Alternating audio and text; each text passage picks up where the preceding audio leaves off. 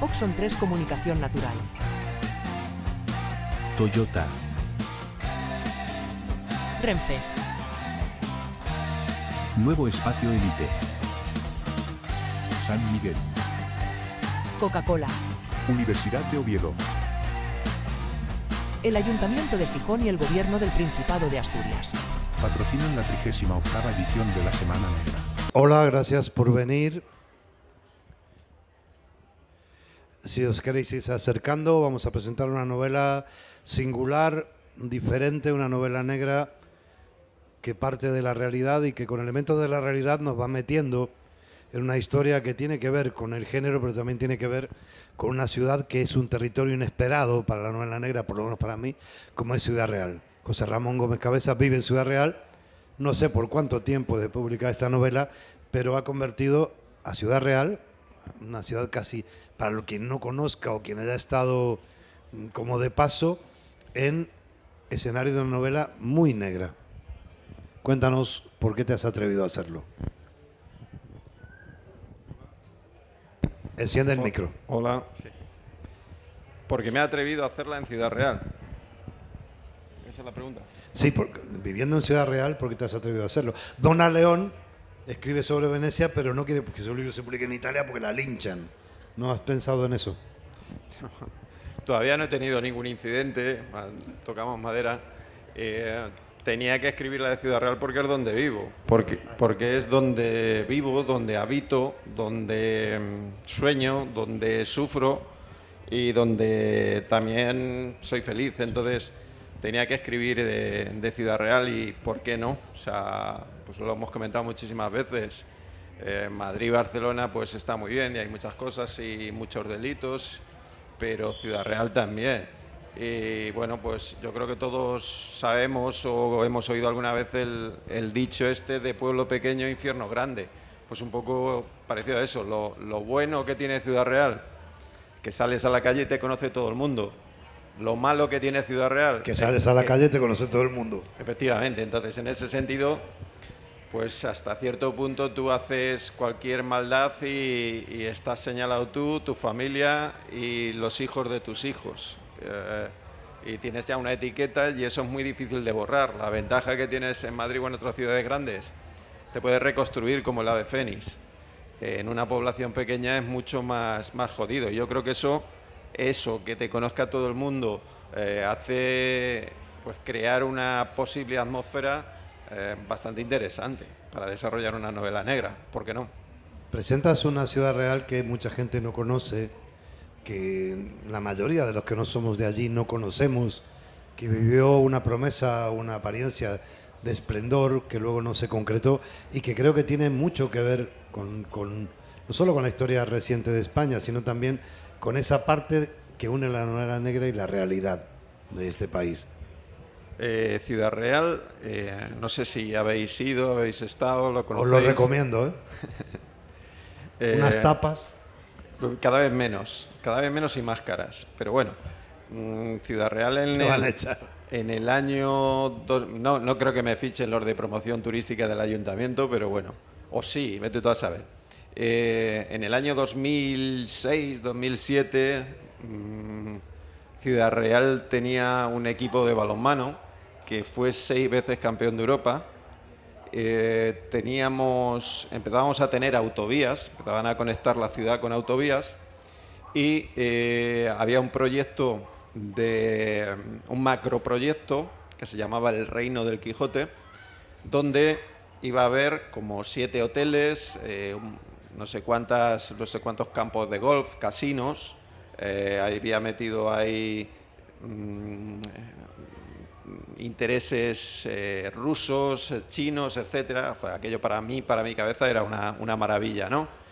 Y teníamos y tuvimos y tenemos un aeropuerto. Lo que no tenemos son aviones, pero aeropuertos sí que hemos tenido. Y ahora es un escenario para grabar películas, que se graban un montón de películas.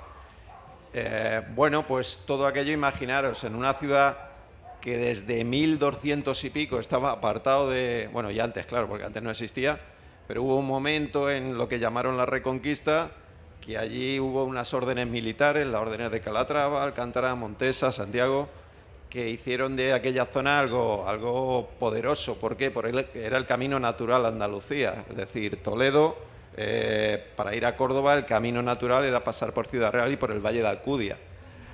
Bueno, pues allí hubo una batalla, la famosa batalla de Alarcos, en el Cerro de Alarcos, que nosotros cuando éramos pequeños íbamos allí de fiesta, de cachondeo, porque era la patrona del instituto donde yo estudiaba y estaba todo cubierto. Y luego resulta que pasó por allí un helicóptero de la base de Almagro, de la base militar de Almagro, y empezó a hacer fotografías de estas topográficas y descubrieron que allí había una ciudad visigoda impresionante, que había una ciudad medieval. Y bueno, pues a raíz de todo aquello se empezó a redescubrir lo que era la posible ciudad medieval de Ciudad Real. Aquello quedó maldito por la batalla que hubo, que además fue una huevonería del rey de turno, que sin tener la fortaleza terminada, se le ocurrió atacar el Imperio Árabe, ir hasta Sevilla allí, tocarle los cojoncillos a los árabes y volverse al castillo que no estaba terminado, y los árabes dijeron, pues sí, pues ahora vamos a ir el 31 de julio con nuestros camellos, con toda nuestra soldadesca, allí a atacarte a las 12 de la mañana con el sol de espaldas.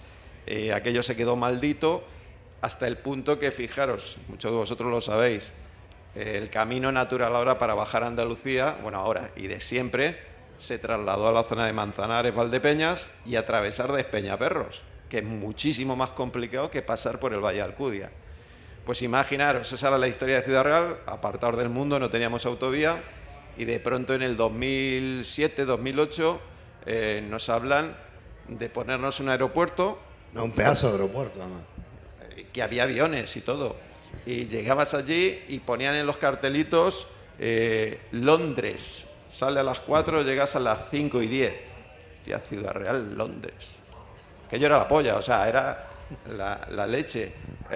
Podíamos ir a Ciudad Real, a Barcelona, a Canarias. Nosotros fuimos varias veces a Canarias directamente de Ciudad Real, que yo tardaba al aeropuerto 20 minutos. Dejabas el coche allí, no había ni controles, o sea, el control era el vecino tuyo de no sé qué, que está allí de guardia jurado, y pasabas a pie del aeropuerto, te montabas en el avión y en una hora estabas en Barcelona, hora y pico en Londres. Aquello era la leche, ¿no? Teníamos el equipo de balonmano que ya iba por la quinta, sexta copa, la leche, y nos iban a poner allí un reino de casinos, de hoteles, que allí se iba a acabar el paro en Ciudad Real. Y de pronto pues empieza alguien pues como cuando el barco se hunde, empiezan las ratas a huir del barco. Allí empezó a saltar gente de los proyectos y el aeropuerto se quedó como se quedó. El equipo de balonmano se lo llevaron a Madrid, que fue el Atlético Madrid durante 2 años hasta que desapareció, y nosotros nos quedamos ahí, el reino de Don Quijote, pues para llevar a mi hijo y a mi hija a hacer las prácticas con el coche, porque aquello se quedó como una zona que sin terminar, con rotondas y todo eso. Entonces, imaginaros lo que supone para alguien de Ciudad Real el vivir todo eso, el hacerte ilusiones y luego quedarte, pues eso, lo que siempre comento, que no estábamos en el ombligo del mundo, estábamos en otro agujero más atrás, ¿no? Ya. Y seguimos ahí un poco. Entonces esa desilusión yo siempre la he intentado captar. Me parece que es muy de novela negra y creo que además Ciudad Real tiene la historia esa del aeropuerto que está todavía sin contar, y ahí hay mucha negrura, mucha negrura. Y bueno, pues es un poco lo que intento retratar aquí como un personaje más. Aparte hay como una sacudida entre una vida casi pueblerina que durante unos años se promete alcanzar una altura más de ciudad, y al caer eso, lo que queda es lo anterior. Creo que ese tiempo frenado sí se refleja en la novela. Una novela que tiene 2 personajes, 2 ejes, 2 personajes femeninos con mucha importancia, ¿no? De un lado la inspectora es Nadia, que es una mujer policía, creo yo, muy creíble. O sea, lo que tiene esta novela es que todos los personajes te los crees. O sea, podría estar ocurriendo ahora mismo. Nadie va a salvar el mundo, no hay ningún código Da Vinci escondido. No, hay algo tan simple como un intento de atraco, a una farmacia, y a partir de ahí, capa por capa, se va pelando una cebolla que nos retrocede a muchos años atrás. El otro polo es Teresa, una farmacéutica, una mujer de 30 y tantos años, que la notas frenada, que la notas que tiene una vida como de una mujer mayor que ella y que es la víctima de este asalto, ¿no?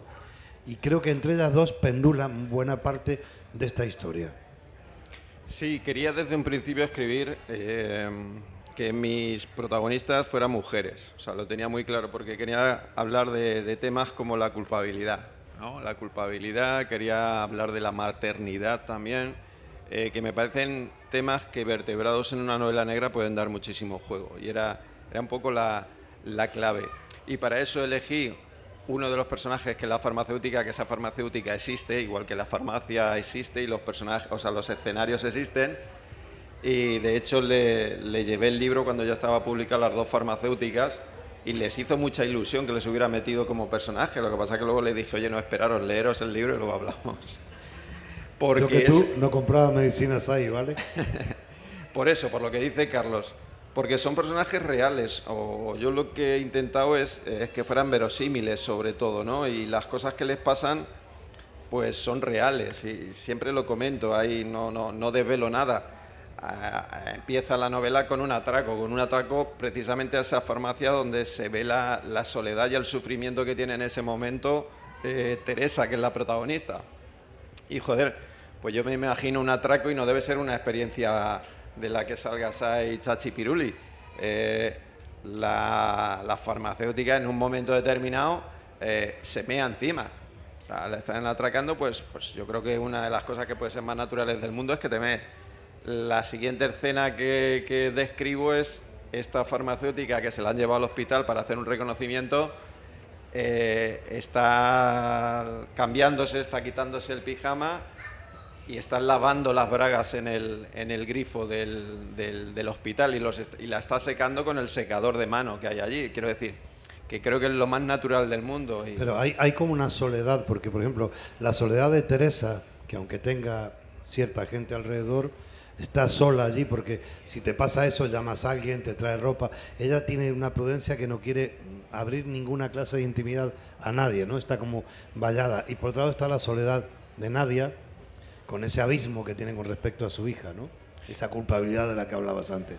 Claro, Teresa, la farmacéutica, está sola porque además, acto seguido de secar las bragas en el secador del baño del hospital, se va a la residencia de ancianos que hay enfrente del hospital, que es una residencia que existe, y se va a cuidar a su madre que tiene demencia.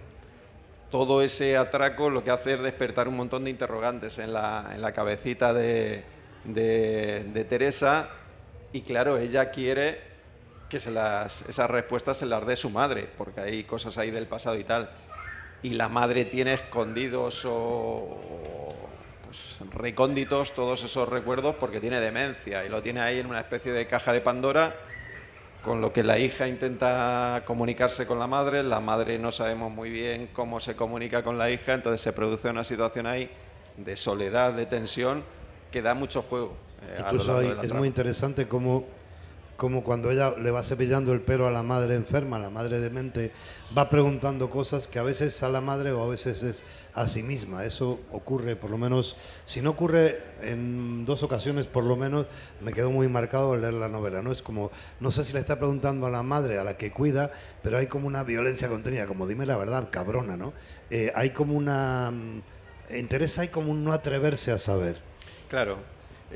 Pues eso, ha pasado durante mucho tiempo con esos interrogantes en la cabeza y ahora que el atraco desencadena todo este tipo de situaciones, quiere esas respuestas que no le va a ser fácil obtenerlas. De ahí un poco el título de que la verdad es un vaso vacío. Y luego, por otro lado, lo que me ha preguntado Carlos antes, está el otro personaje que es la subinspectora Nadia Cañizares, que también tiene su historia de soledades, de culpabilidades, etcétera, y que tiene a una hija con 20 años que está estudiando en Pamplona. Y claro, madre soltera, con la hija fuera, todavía no ha roto ese cordón umbilical, le cuesta trabajo, llora de vez en cuando, se ve desesperada porque además la comunicación con la hija por cuestiones del trabajo, de horarios y tal, no es fluida. Entonces se generan ahí una serie de sensaciones, de emociones que se entrecruzan, como la estela de los delfines en el mar con la soledad de Teresa, del otro personaje. De alguna manera, aunque la investigadora sea Nadia, estamos muy buena parte de la novela dentro de la cabeza de Teresa, dentro de esa inseguridad, de ese miedo, de ese exnovio que era un tipo poco menos que casi violento, ni siquiera era policía municipal, era Agente de seguridad. agente de esto de seguridad vial, ¿no? Sí. Sí, lo que no te dejan ser ni segurata. Y al mismo tiempo hay un contraste, porque no olvidemos que Teresa tiene 34, 35 años, sin embargo la otra empleada de la farmacia, que es una muchacha que a lo mejor tiene 7, 8 menos, tiene una actitud frente a la vida, frente al sexo, frente a todo, mucho más abierta, mucho más... Teresa parece como anacrónica, como frenada en algún momento de su vida. ¿Hasta qué punto tu actitud,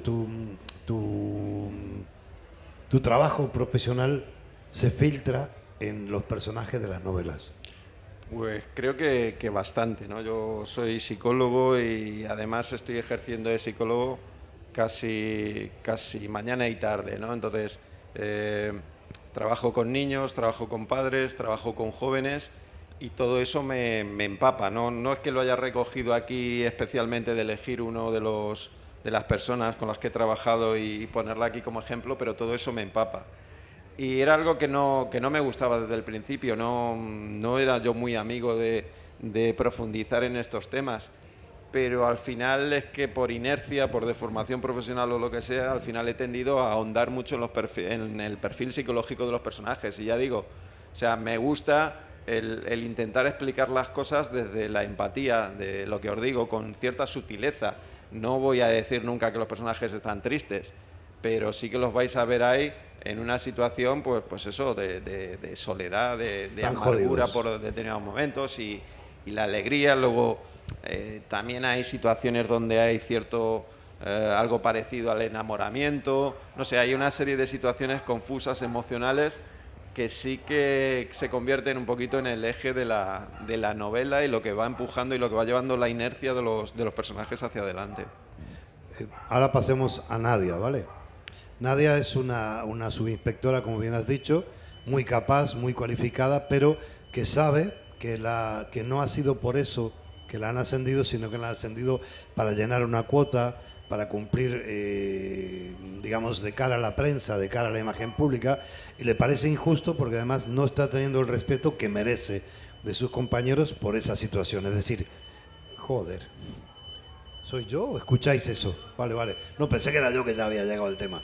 Entonces, ella tiene también su contradicción, porque es, yo diría, no sé si inflexible, no es heroica de una manera artificial, es muy orgánica, es muy natural, pero le jode mucho que una parte de la gente con la que trabaja, la mayoría, no la reconozca y se quede solamente con el hecho de ahí está, la han ascendido porque es mujer, y solo tiene un cómplice dentro de toda la comisaría, alguien que la entiende.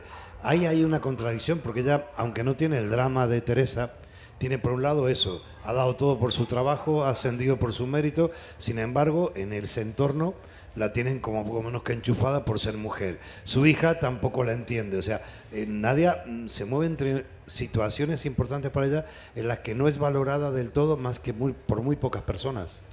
Sí. Nadia es una tía con un par de ovarios y lo malo es, como le pasa a muchísimas mujeres, que no termina de ser consciente de la fortaleza que tiene o de la fuerza que tiene. Es una tipa, es una madre soltera, es apátrida porque ya no ha nacido en España, sino que su padre se la trajo con X años. Bueno, se explica ahí toda la historia. Por eso le llaman la rusa, ¿no? Le llaman la rusa precisamente por eso. Y es una tipa que es policía, que ha tenido que luchar un poco contra viento y marea en todos estos aspectos. Entonces, es muy fuerte, ha sobrevivido a un montón de cosas y le toca mucho las narices el que sigan pensando un poco que está ahí por posicionamiento, por igualdades o por movidas de estas. Entonces sigue peleando y sigue luchando y es el carácter que ya tienes y es lo que empuja también a sacar el caso adelante, porque, bueno, como has dicho tú antes, Teresa también tiene un exnovio ahí que le está dando por saco todo el rato, que es una situación que yo creo que es de acoso, y así intento describirlo. Entonces se cruza ahí Nadia también por medio y se identifica más o intenta sacarla a la otra que tiene también mucha culpabilidad encima en su cabeza. E intentan las dos o intenta una tirar de la otra y decir, oye, tenemos que espabilar aquí que toda esta mierda que nos rodea no nos la merecemos, ¿no? Volvamos a situarnos en que estamos hablando de una ciudad en la cual esta novela transcurre inmediatamente antes de la pandemia, es un dato interesante, en la cual dicen que un atraco en una farmacia no había ocurrido hacía como 11 años o de 2013, si no me equivoco. Es decir, tú me corregirás, ¿no? Entonces, algo que sería casi banal, ¿no? De un yonki o alguien buscando dinero o algo, sí que se convierte en importante para ellos porque no pasa demasiado en la ciudad, pero al mismo tiempo, cuando se adentran en ello, empiezan a ver las contradicciones. O sea, investigan algo que sería casi un atraco banal de una manera mucho más detenida porque no pasa mucho más en la ciudad y porque ellos están cualificados para averiguar algo más. Tanto Nadia como su necesario partener en esta historia, que es el oficial Ginés. Claro, a ver... Hablamos un poquito de Ginés y luego de esta historia. ¿Por qué se interesan ellos en algo que los demás casi que pasan? Porque claro, no le ven interés. A ver, esto es lo que tú has comentado, lo has descrito muy bien. Es decir, es una ciudad donde aparentemente no hay grandes delitos, no hay grandes crímenes. Entonces, hay un pequeño atraco, o hay un atraco que es un poco chapucero, que despierta un poco la sensación de, hostia, ¿qué ha pasado aquí? ¿O qué está pasando aquí? ¿O esto por qué ha sido? No tiene mucho sentido, ¿no? Y hay, pues está Nadia y está Ginés Romero, que son los que dicen, oye, esto es un poco raro, vamos a avanzar un poquito más, porque, claro, como no interesa, oye, no os ocupéis en esto, vamos a cerrarlo. No, vamos a ver qué ha pasado aquí, porque esto es demasiado extraño. Aquí nos han llevado unas 4 cajas de condones, la calderilla que había en la máquina registradora, publicidades y cosas que había por encima, ¿no? Entonces, ¿aquí qué ha pasado? Y es eso lo que hace que despierte un poco el sentido arácnido de estos dos personajes. Ginés también es un tío, pues eso, es el único amigo que tiene Nadia, es un tipo bastante peculiar que también sobrevive dentro de las hipocresías y es el personaje que yo utilizo para sacar toda la trama negra de la posible corrupción que hay allí alrededor.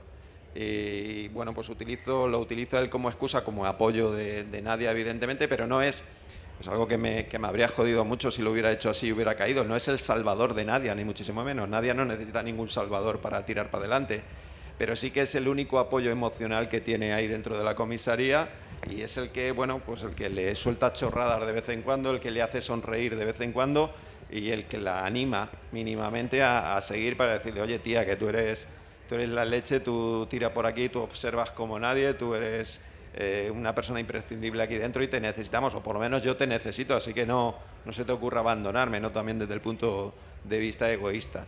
Y utilizo a Ginés para tirar de ese hilo. La farmacia existe, os lo he dicho antes. Cuando yo ya tenía escrita la novela, a la farmacia esta, a mediodía, o sea, pues cierran a las 2, vuelven a abrir a las 5... Pues en ese periodo, un día un tipo puso una escalera allí y empezó a desmontar la cruz verde. Joder.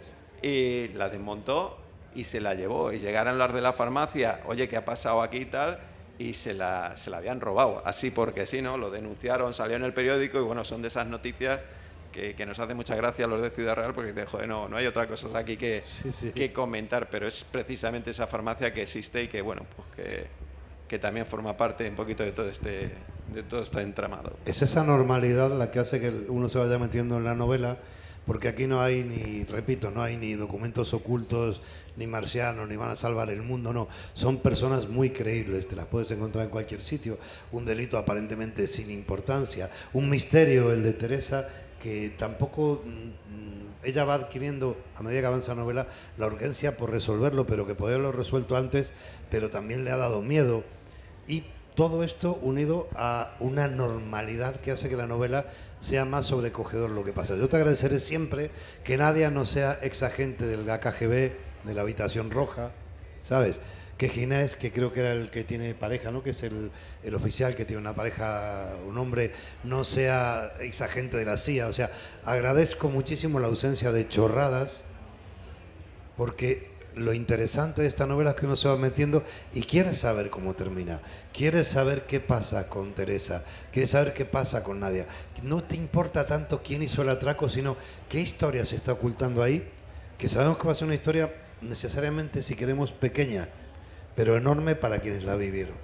Sí, que implica varias generaciones, que yo creo que también eso es algo chulo en el libro, porque se habla de la generación de Nadia y de Teresa, que es una generación, o por lo menos en el carácter de ellas, que han tenido que hacer de madres de sus madres, por ejemplo, y está la generación de la hija de Nadia y de la otra farmacéutica, y está la generación de la madre de Teresa, que está con demencia, y se cuenta todo ahí un poco y se van entrecruzando, se ven que hay determinadas historias que se repiten, y bueno, pues, pero es eso, es decir, sí que me gusta, ya lo he dicho antes, es decir, que no, mis personajes, si hubiera querido hacer personajes superhéroes, me había tirado al cómic o a la fantasía y tal.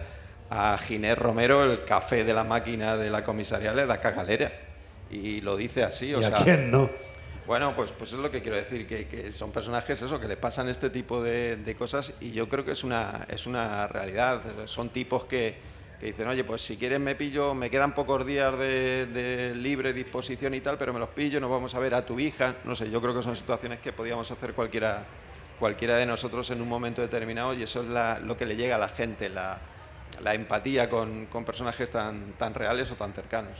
Una historia aparentemente pequeña, en una ciudad pequeña, en la cual a la medida que nos adentramos nos va sobrecogiendo más, justamente por eso, aquello de pueblo chico, infierno grande. No hay conspiraciones mundiales, no hay ninguna clase de nada que no sea la miseria, la pequeña miseria humana. Nos queda un minuto para una pregunta, si alguien tiene, y podéis abrumar a José Ramón hasta que se canse la mano firmando libros. ¿Alguna pregunta, por favor? Sí, por favor, el señor de allí. La portada es el Ayuntamiento de Ciudad Real. Ya digo, es decir, si no conocéis Ciudad Real, os invito a que vayáis por allí, a que conozcáis sobre todo el casco antiguo. Y las farmacias. Si lo encontráis, el casco antiguo, me lo contáis. Y esto que se ve aquí es el Ayuntamiento de Ciudad Real. Es el Ayuntamiento finlandés de Ciudad Real. En 1978 se abrió un proyecto para renovar el Ayuntamiento de Ciudad Real, y eligieron un proyecto de un arquitecto finlandés. Y como veis ahí está el típico ayuntamiento manchego con sus pináculos finlandeses. Bueno, hubo un momento en que quisieron hacer toda la Plaza Mayor exactamente igual. Bueno, afortunadamente no salió, pero ahora se nos ha quedado un mosaico que parece un patchwork de estos. Pero bueno, es peculiar y es llamativo. La verdad es un vaso vacío, que es un título muy sugerente, quizás porque cuando has vaciado ese vaso no sabes si sigues teniendo sed. Os invito a que leáis esta novela, lo mismo que las demás de José Ramón, pero en especial esta. Y la última pregunta, que tiene que tener una respuesta de 15 segundos, es: ¿habrá más casos de Nadia? Sí. Yo quiero que haya más casos de Nadia y de Ginés. Me parece que son personajes que se merecen seguir contando cositas de ellos. Pues muchas gracias, el autor firmará allí. Esto es La Semana Negra y sigue. Oxon 3 Comunicación Natural. Toyota. Renfe. Nuevo Espacio Elite. San Miguel. Coca-Cola. Universidad de Oviedo. El Ayuntamiento de Gijón y el Gobierno del Principado de Asturias. Patrocinan la 38ª edición de La Semana Negra.